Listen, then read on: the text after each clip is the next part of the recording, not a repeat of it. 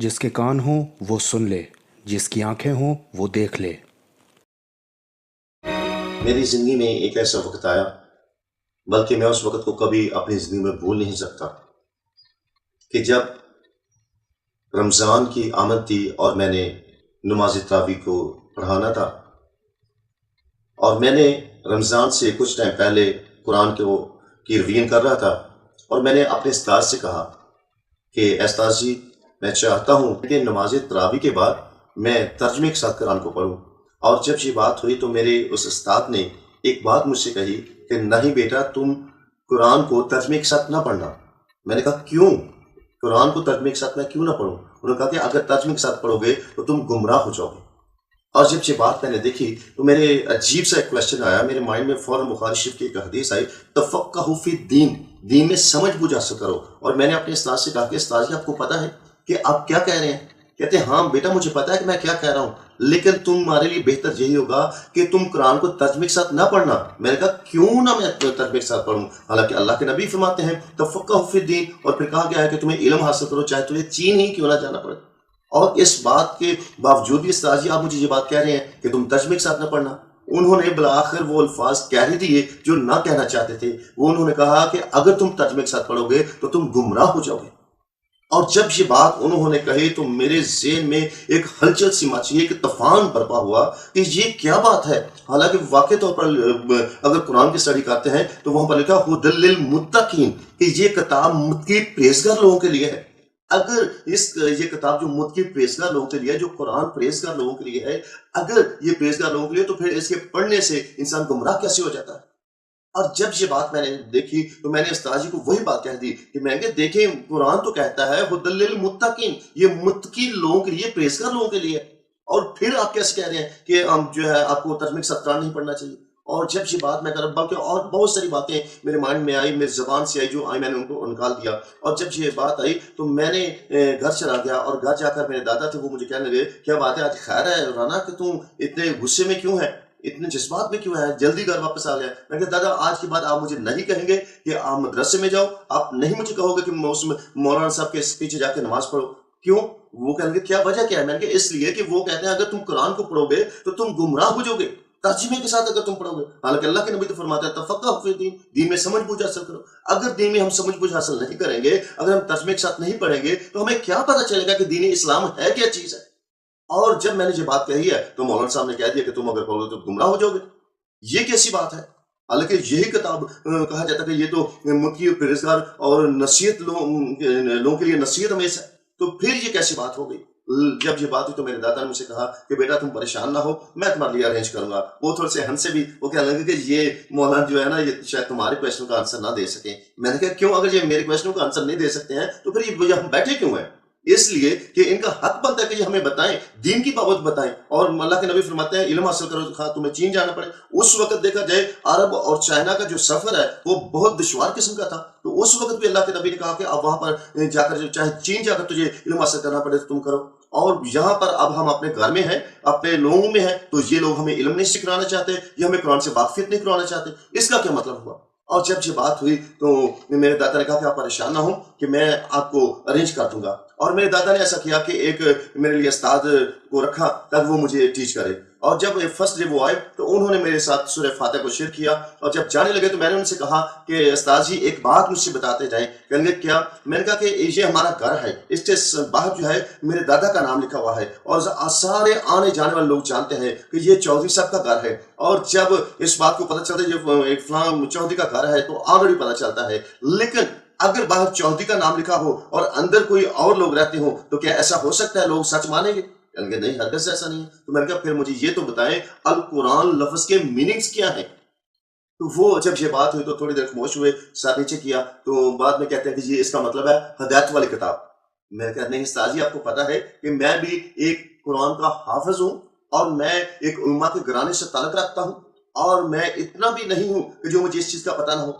मैंने कहा कि बात यह है अल कुरान लफ्ज जो है वो सीगा जमा में आ जाता है, और अल कुरान लफ्ज जो है इकरा से निकला है, और इकरा सीगा वाहिद है, और जिसका मतलब है पढ़ना।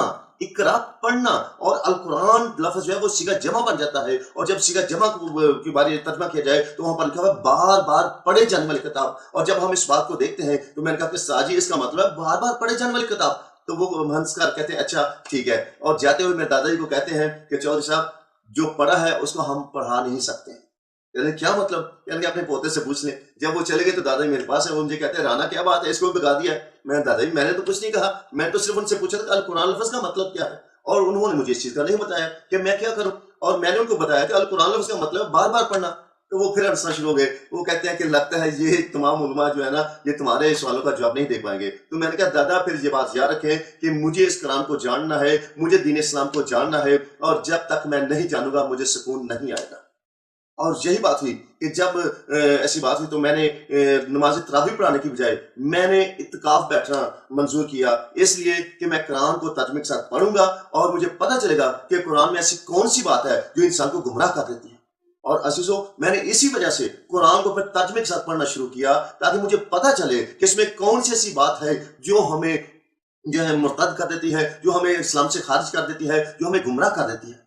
اسلام کے لحاظ سے تو گمراہ کہہ جاتے ہیں، لیکن میں آپ کو یہاں بتانا چاہتا ہوں جب میں قرآن کو ترتیب کے ساتھ پڑھنا شروع ہوا تو مجھے پتہ چلا کہ وہاں پر سورہ بقرہ میں واضح طور پر لکھا ہوا ہے کہ سم بکم عمی فاہم لا یرجعون، کہ وہ گونگے ہیں، بہرے ہیں، بولے ہیں جو سنتے نہیں، جو دیکھتے ہیں اور دیکھتے نہیں ہیں، اور یہ ایسا کہ میں دیکھ کر حیران ہو گیا کہ یہ کن لوگوں کے بابت کہا گیا ہے۔ اور یقیناً جب میں نے تھوڑا سا آگے پڑھا اور پھر جب سورہ آل عمران اور اس کی 55 ورس کو میں اسٹڈی کر رہا تھا، واضح طور پر وہاں لکھا ہوا ہے فَاتَّقُوا اللَّهَ فَاعْبُدُوهُ هَٰذَا صِرَاطٌ مُسْتَقِيمٌ، کہ تم خدا سے ڈرو اور میرا حکم مانو اور یہی سیدھا راستہ ہے۔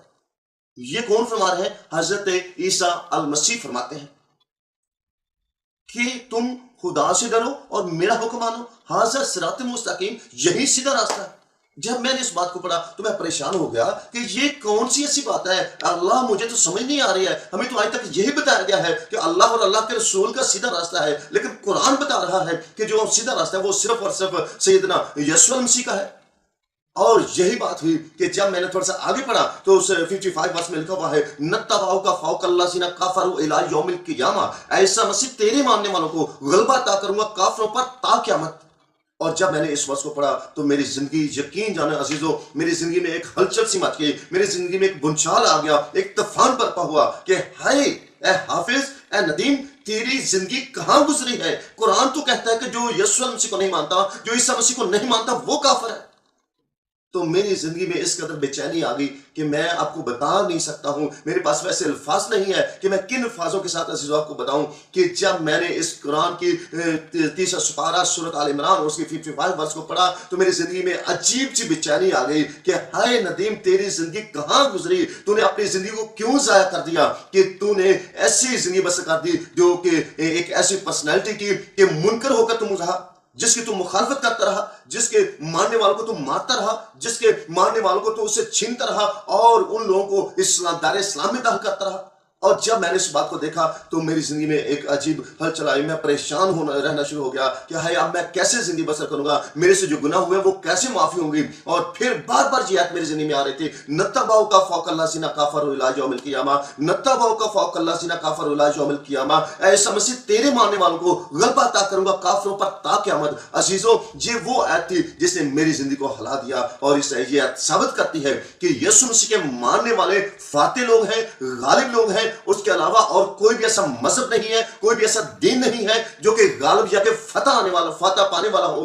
فتح پانے والا صرف ایک اور ایک ہی ہے کہ اگر ہم اس کی پیروی کریں گے تو ہم فاتح لوگ بنیں گے، کیونکہ وہ خود بھی فاتح ہے۔ اور اس لیے کہ جب میں نے اس بات کو، اس کی فتح یابی کے نعرے کو، نرسنگے کو سنا تو میں نے اس بات سے اپنے آپ کو روک نہ سکا کہ اب میں اس کی پیروی کرنے سے نہیں رک پاؤں گا۔ اور یقیناً جب یہ میری زندگی میں بات آئی تو میں نے اپنی زندگی اس ذات اقدس کے سامنے جس کا نام یسوع مسیح ہے، ان کے سامنے میں نے اپنی زندگی کو سرنڈر کر دیا، اور میں نے اپنے گناہوں کی توبہ کی، اور میں نے کہا کہ اب میرے سے یہ گوارا نہیں ہے کہ میں آپ سے جدا ہو کر رہ سکوں، کہ میں کافر بن کے رہ سکوں، بلکہ میں چاہتا ہوں کہ میری زندگی کی معافی ہو اور میں اپنی زندگی اے خداوند، اے عیسیٰ مسیح، اے یسوع مسیح آپ کے سامنے سرنڈر کروں۔